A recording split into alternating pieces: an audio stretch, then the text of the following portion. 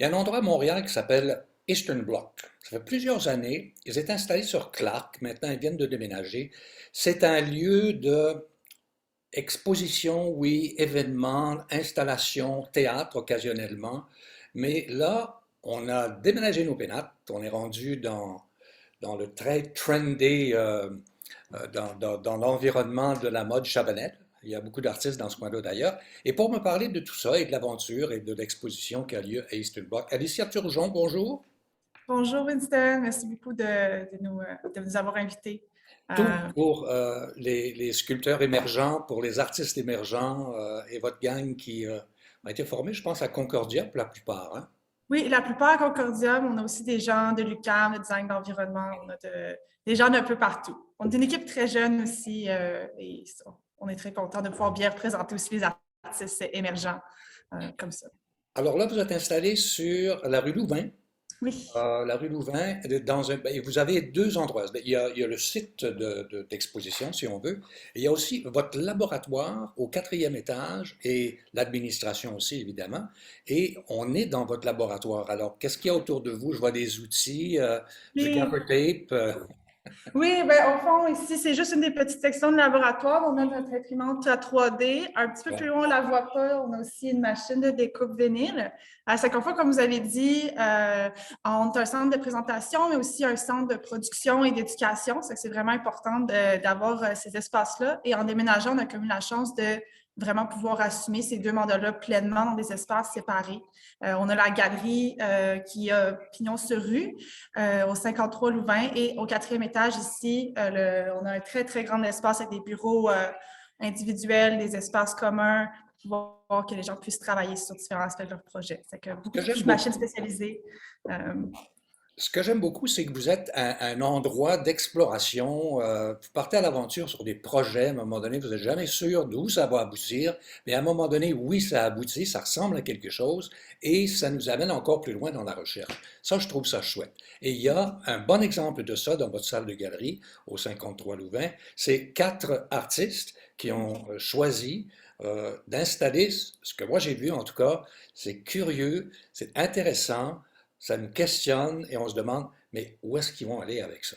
Alors, Oui, au fond, c'est ça, l'exposition Technomysticism qui a été commissariée par notre comité de programmation et aussi mon co-directeur Kian Walsh, le directeur artistique. On est très contents aussi, on présente quatre artistes, Chouanier, Baron Lantaigne, Mario Lyonnais et Étienne Monténégro qui ont une œuvre ensemble et Nicolas Lapointe. Et c'est vraiment des œuvres expérimentales qui jouent avec différents aspects de la technologie, très immersifs, très... je veux dire, beaucoup de, je cherche mes mots, mais beaucoup réactifs. Il y en a une que si tu te rapproches, le son joue et c'est vraiment le genre d'œuvre qu'on veut présenter pour montrer un peu où la technologie peut se rendre et comment aussi ces artistes-là poussent un peu les limites de l'interaction avec la technologie, du monde physique et du monde virtuel. Et on est vraiment content de pouvoir finalement présenter l'exposition. En fait, ces artistes-là, ils ont été dans notre radar et ont travaillé avec nous depuis des années, en fait, même avant la pandémie. Et finalement, de pouvoir présenter leurs projets qui ont encore le temps de peaufiner pendant les dernières années. On est très fiers de pouvoir présenter ça et de pouvoir encore, questionner. vous êtes dans l'air du temps. Récemment, à l'Arsenal, qui est situé sur la rue William dans le Vieux-Montréal, j'ai fait un tour avec bon, d'une exposition qui est le cinquième symposium d'art électronique où il y a plein de trucs qui sont interactifs. C'est-à-dire qu'on passe dans un cercle, tout à coup, il y a une projection, il y a, tu sais, puis on peut dialoguer, tu sais, et on est beaucoup dans cette mouvance-là, et de plus en plus, je crois. Oui, totalement d'accord. En fait, ben, nous aussi, on est allé visiter l'exposition et il y a des artistes qui se croisent. Arumi qui était présentée là-bas, elle a présenté aussi pour nous. Elle avait eu une résidence avec nous. C'est qu'on aime beaucoup de voir aussi les œuvres qui s'aboutissent dans cette exposition-là et de jouer avec cette mouvance. Je pense surtout avec la pandémie, il y a eu beaucoup ces réflexions-là aussi sur les espaces en ligne, les espaces virtuels, les echo chambers que ça peut créer. Et on écho beaucoup avec ces expositions-là. On est très fiers de pouvoir participer aussi à faire découvrir ça au public, faire découvrir ces œuvres plus expérimentales qui nous font réfléchir peut-être à types de technologies qui ne sont pas usuelles. Ce qui est intéressant aussi, c'est que ça appelle toute une nouvelle façon de nommer les choses. C'est-à-dire qu'il y a des néologismes, il y a des, tu sais, bon, tu parlais tout à l'heure d'écho, mais qu'est-ce qu'elle raconte, là, tu sais? Mais il y a toute une, et ça, c'est vachement intéressant aussi. Comment ça coexiste avec l'art qui se veut, bon, actuel, l'art qui se veut plus, comment dire, en ce qui vous concerne, peut-être un peu plus conservateur, un peu plus mainstream. Comment est-ce que ça coexiste avec ces autres formes d'art? Ben, je pense qu'au fond, nous, on présente un peu tout, puis c'est ça la beauté de notre mandat. En ce moment, c'est peut-être une exposition avec des œuvres justement plus abouties, plus dans l'air du temps, mais aussi dans notre laboratoire et dans les types de projets qu'on présente, on a beaucoup de résidences et je pense qu'on est là pour représenter des œuvres nouvelles, des œuvres qui vont réfléchir. On n'est pas là pour mettre des limites à ce que les gens peuvent explorer, on est vraiment pour les accompagner.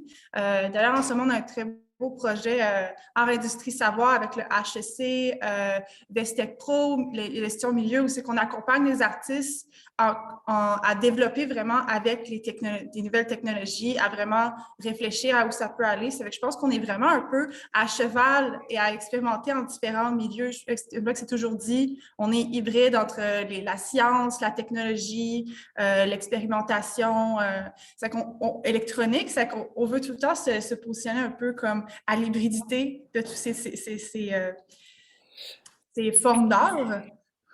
Je me suis un peu questionné sur le titre que vous donnez à vos installations, à votre installation. Mysticism, c'est anglophone, enfin, c'est mystique, quoi. Si on veut, c'est techno-mystique. Pourquoi Ouais. mystique? Où est-ce qu'il y a... Oui, c'est sûr que je n'étais pas la meilleure personne d'en parler. C'est le titre qui a été choisi par mon co-directeur, mais je pense qu'on est tous très attachés parce que là, genre, je pense mysticisme c'est anglophone, mais je pense que, comme tu dis, un mystique en français, c'est vraiment, on a des œuvres qui questionnent un peu ces limites-là et c'est un peu, je pense, on a beaucoup des œuvres qui vont te parler du sacré, l'œuvre de Nicolas Lapointe qui réfère un peu au côté muséal, à cette pierre engravée. Je pense qu'on a beaucoup d'œuvres qui vont vraiment qui jouent avec ces limites-là, qui sont aussi sacrées, qui créent aussi des espaces qui sont je sais pas comment dire, qui nous intriguent. C'est vraiment Ouais. peut-être de jouer avec cette intrigue-là qu'on voulait Exactement. aller, qu'on trouvait que c'était un peu accrocheur, puis ça faisait écho aux propos de certains artistes au Je vous mieux. raconte Je vous raconte un petit peu mon parcours. Je suis entré, d'abord, j'ai mis mes deux pieds dans du sable, je ne m'y attendais pas, et il y a une stèle, hein, il y a une Oui, espèce de stèle exactement. à l'intérieur de laquelle, bon, c'est très préhistorique là, comme Oui. installation si on veut, mais à un moment donné, on s'approche et on s'aperçoit qu'on peut regarder à l'intérieur et qu'à l'intérieur, il y a une vie. Il y a une Oui. vie, laquelle, je ne sais pas, on se l'imagine. Un autre endroit, il y a comme beaucoup d'écrans, des écrans d'ordinateur, qui sont éparpillés un peu sur le sol, mais dans un enchevêtrement de couleurs et de formes qui, tout à coup, pourrait très bien être en orbite en quelque part. Tu sais? Je veux dire, et c'est ça qui est magnifique dans ce genre d'installation, dans le thème que vous vous donnez. Et bon, alors le labo est là. Ceux qui ont envie d'aller jouer là-dedans, je suppose que vous ouvrez des portes pour que ça débouche éventuellement sur une installation ou une exposition. Ça a été vraiment très sympathique de parler avec toi, Alicia. Rappelle en même temps les coordonnées et le site web où on peut aller faire un tour. Et sur le site web, pour faire attention, Eastern Bloc, il est Ouais. encore sur Clark en quelque Ah, part. je pense que ça a Alors, été changé. Tu ça a avais été remarqué corrigé. justement. Bon, et c'est sur Louvain. 53 Louvain, c'est ça? 53 Louvain pour la galerie. Oui. Vous visitez du mercredi au samedi de midi à 5 heures et on va également probablement avoir un finissage ou un open house à la fin de l'exposition le 26 février. Ça va être annoncé bientôt. Chouette. Et ben, écoutez, je souhaite que ça continue de bien aller et puis on se reparlera sans doute un de ces quatre. Oui, à Merci la beaucoup. prochaine. Merci Allez, beaucoup. Merci à toi. bonne journée. Bonne journée.